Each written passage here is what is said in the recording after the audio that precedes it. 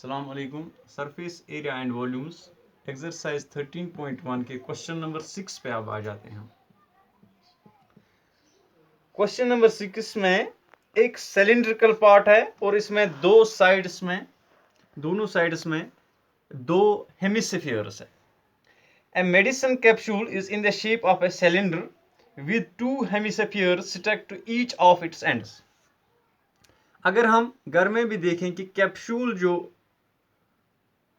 होता है उस कैप्सूल की शेप कैसी होती है, लगभग इस तरह की। अब देखिए ये साइड्स में दो हेमिस्फीयर्स आ गए, एक इस तरफ और एक इस तरफ, और radius of both the cylinder and the hemispherical parts it is same. और हमें the length of the entire capsule is 14 mm।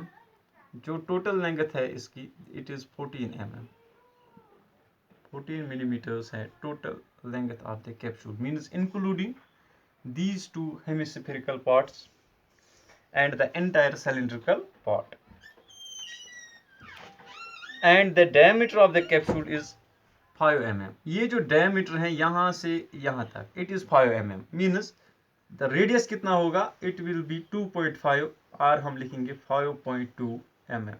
This is the radius of cylindrical part as well as the these hemispherical parts. इस hemisphere का भी यही होगा और इस hemispherical part का भी यही होगा। अब आप देखिए ये इंटायर चूंकि लेंथ है 14 mm, अगर हम देखेंगे only length of the cylindrical part, ये इसमें इंपॉर्टेंट है। इंटायर लेंथ कितनी है, entire length of capsule that is 14 mm। अगर हम सिर्फ लेंथ ऑफ सिलिंड्रिकल पार्ट देखें दैट विल बी, ये 14 mm में से एक तो इस तरफ के ये रेडियस जो है इसका हेमिस्फेरिकल पार्ट का रेडियस कितना होगा, इस तरफ भी 5/2 दैट इज 2.5, हम लिखेंगे 5/2, और इस तरफ भी 5/2, ठीक है ना। 5/2 प्लस 5/2 दैट इज 5, तो 5 mm इसमें से कम हो जाएंगे, मीन्स एक तरफ का 2.5 mm और एक तरफ का 2.5 mm, ये कम हो जाएंगे इसमें, तो कितना रह जाता है, it will be 14 minus 5 that is equal to 9 mm. 9 mm is the length of the cylindrical part of the capsule, while as the total length of the capsule is 14 mm. और यहाँ पे हम हाइट भी कहते हैं, cylinder में जो length होती है that is the height, means it is the height of the cylindrical part. Height of cylindrical part is it is length that is equal to, इसको हम h से डिनोट करते हैं, that is 9 mm। ठीक।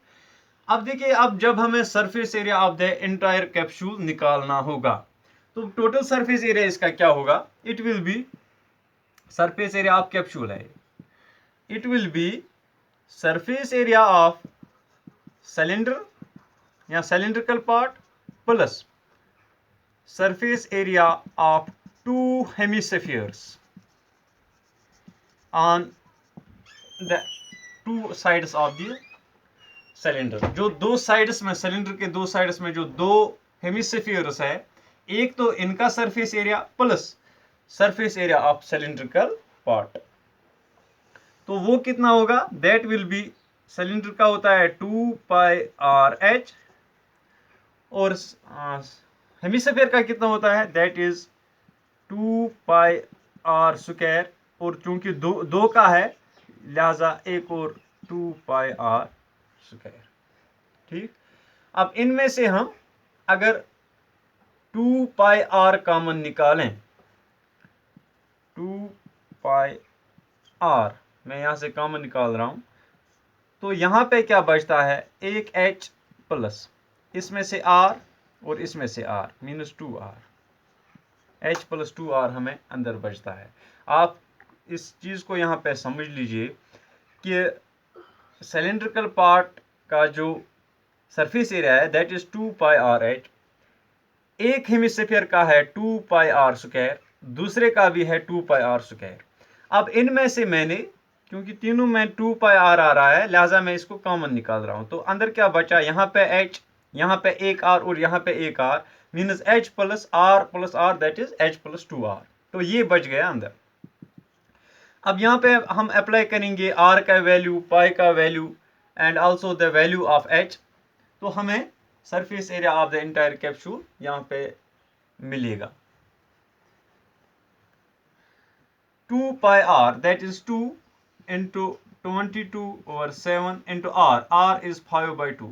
यहाँ 2.5 भी हम लिख सकते हैं, 5/2 आसान होगा यहाँ पे 5/2, क्योंकि यहाँ पे एक, यहाँ ये 2 और ये 2 हम कैंसिल कर सकते हैं।